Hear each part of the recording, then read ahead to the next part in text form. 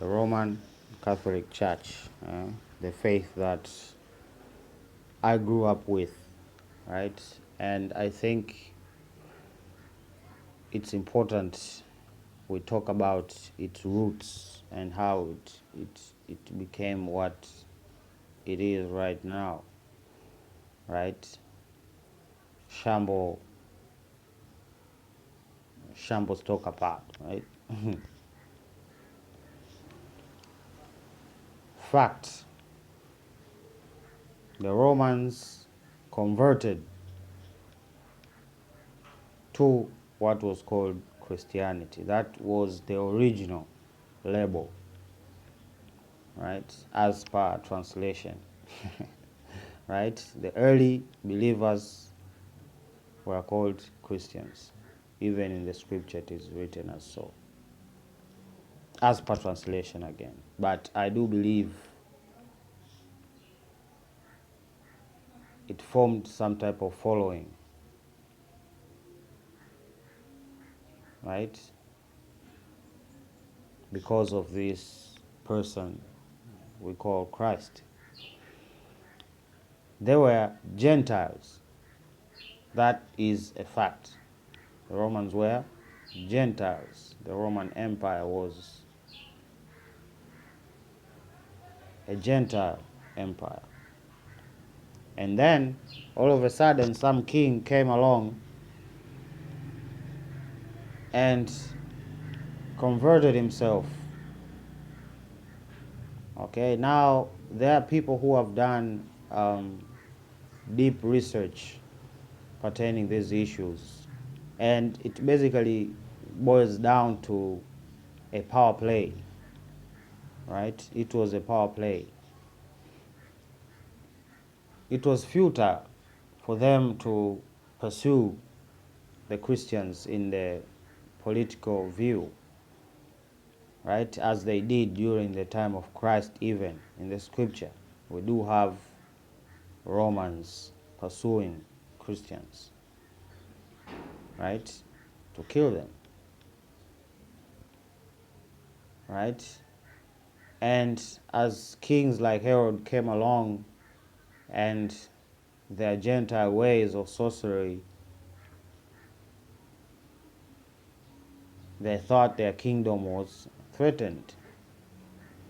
So he tried a direct approach by doing what he did, by executing all of the young ones around the Roman Empire in the fear of this prophecy that supposedly he did not, I don't know, believe, but it was a strong prophecy, right? So the question then comes about to what we have been talking about here over and over, that you need to know who the real Israelites are. It's important. Without that, then you have lost the entire plot line, right? And as per usual, they had their beliefs and they had their political systems, and of course they had the master class, right? The masters, these were the elites that all of these geniuses keep quoting, right? These Romans and Greeks. And of course that was linked directly to access to wealth. And black man being part of the slave class, rarely they rose to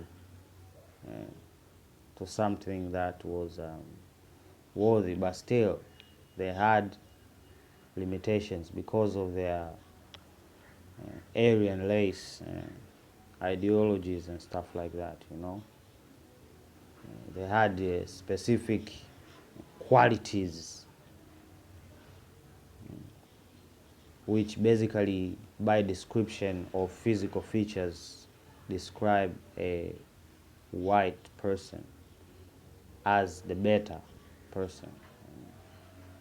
And this ideology has evolved into many, many forms that we even see in this lifetime, right? So one of the characteristics of the Roman or Gentile way is sexual perversion, and we see it everywhere, in every form, right? And last but not least, gods and idols, people who are exalted and their opinions are more valued than what even God has commanded, right? We have many idols. Some of them are medical professions, some of them are world leaders, some of them are bankers, some of them are many.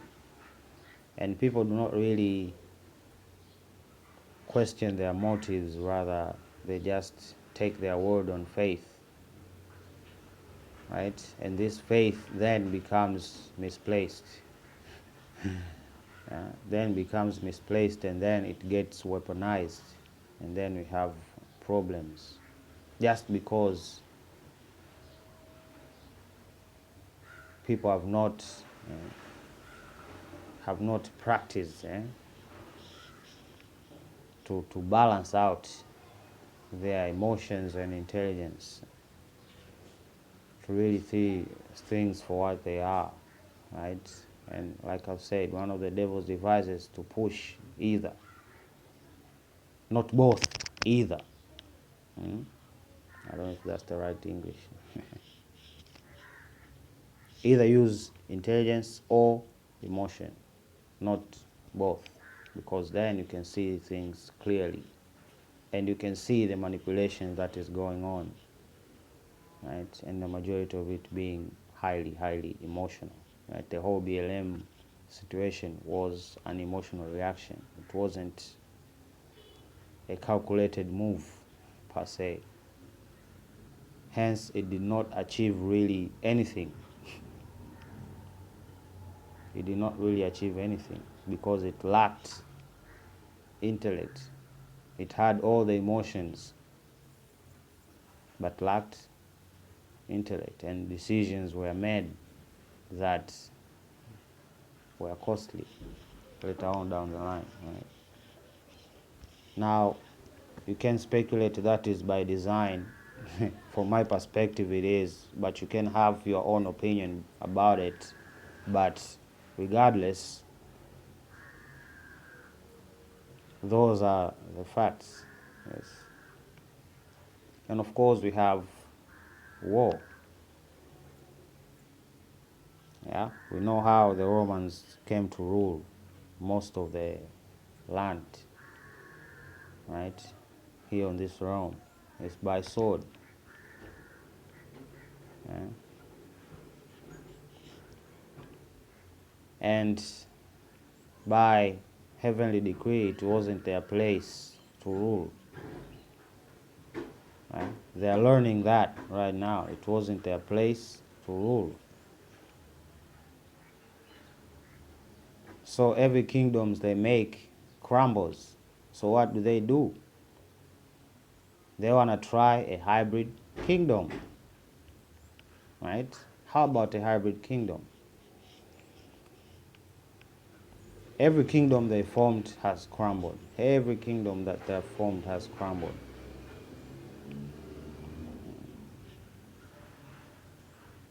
The strong kingdoms were of Israel. Those were the strong kingdoms that lasted a long time. And we know now why, and they knew why everything happened to them, because it was prophesied. Before everything happened, everybody was told that it will reach a point that you'll be taken into slavery and you'll be naked and you have shackles in your neck and your legs and you'll be taken to captivity and all of this, right? So that was the Israel story, right? After we were taken to captivity, as we are, that brings a focus into what Hosea 3:4 is saying, right? We'll abide for many days without doing the proper sacrifice that God has really commanded the Israelites to do. Not the Gentiles in the place of the Israelites. Okay? Whatever uh,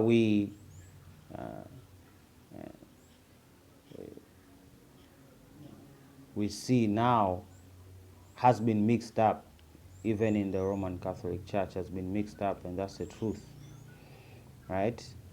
That can empower you or that can weaken you. For me, it has empowered me, right?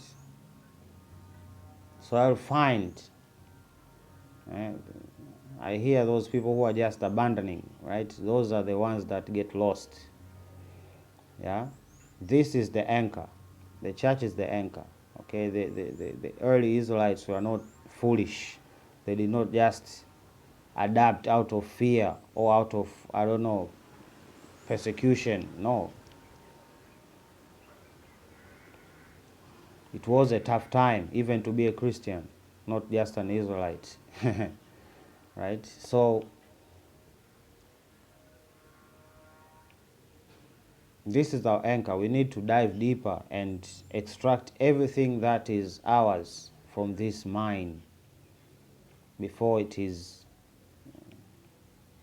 going to crumble. That's just the fact. It's just going to crumble. You know, the only fact that will even shake the church is the whole depiction of Christ and what the church has done and the silence that has, and all of the cover-ups over the years. It will not paint the church in a trustworthy image. Yeah, and we are so fooled into believing things. Again, faith, less intellect, and that's the problem. Emotions. You have a person saying like, "Yo, the Knight Templars are actually, I don't know, Michael's army." Like what? This is what they're saying in the movie. This is what they're saying in the movies, trying to program the masses to believe like they were holy, they were serving the prince and the kings of Israel. They were serving them. This is this is who they are, and now they have hidden their treasure. They have taken their treasure, and they are waiting. This is the image they have shaped, and they have also narrated the story even to claim that these kings of Europe are actually the descendants of the families of Israel. You know, this is the lie that they have sold. The Gentiles have literally taken their identity, and it is very, very serious. People need to think. People need to think. Okay, God has looked into the hearts and seen that the worship is genuine. Okay, and the sin was null and void because you didn't really know. It was the time of enslavement. Just the scripture says, we will serve other gods. And we have, in one way or the other. Idols.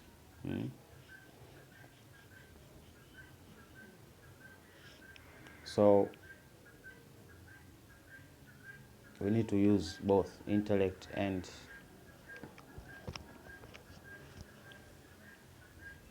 emotion when it comes to covering these issues.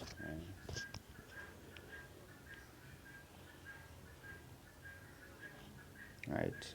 But it's about time that we have conversations.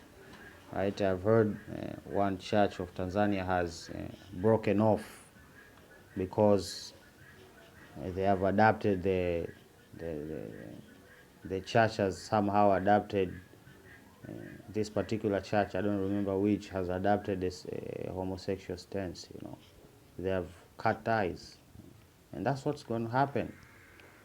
Believe me, sooner or later. And they're going to push for it. And they're going to make you choose. You either cut ties with what we call the Vatican, and then you take root somewhere else. Or you go on like this, just persistently nagging you and systematically programming you to adapt evil as good. Right? Now I have seen proof of people showing that Ishtar is actually how Mary is depicted with Christ in his lap is how Ishtar was depicted back then in the days and things like that, like this is the problem with people using all emotions. Like, are you serious? So are you saying that if a mother today holds a child in their lap and a picture was taken, that somehow Ishtar now? Like, it's not enough. Come on. It's not enough. Even the depiction they use today of Christ, it's wrong in many ways. But again, there is some truth in there, right? So we need to see things clearly, right? So the fact is there is paganism inside the church, and that's why the church is ailing right now and trying to find a footing, really trying to adapt into a corrupt paganism type of situation, and they're going to fight vehemently, right? And I don't know, I have nothing against Esau, but he should recognize that he's being used as a tool to destroy Israel and his inheritance and destroy themselves. Okay, in the process. But if God stands for Israel, then they will be sandwiched in the middle. They will be the deciding factor, right? Right now, they are making me as the deciding factor of this whole paradigm and how it's gonna go. I'm gonna talk about it down the line, but I'm just hinting on it. But it's really upon Esau. It's not upon Israel or me as the prince. It's not. Esau keep playing ball with the devil. So what happens? Problems. So yeah. Prince Easy signing out. Love you. Bye.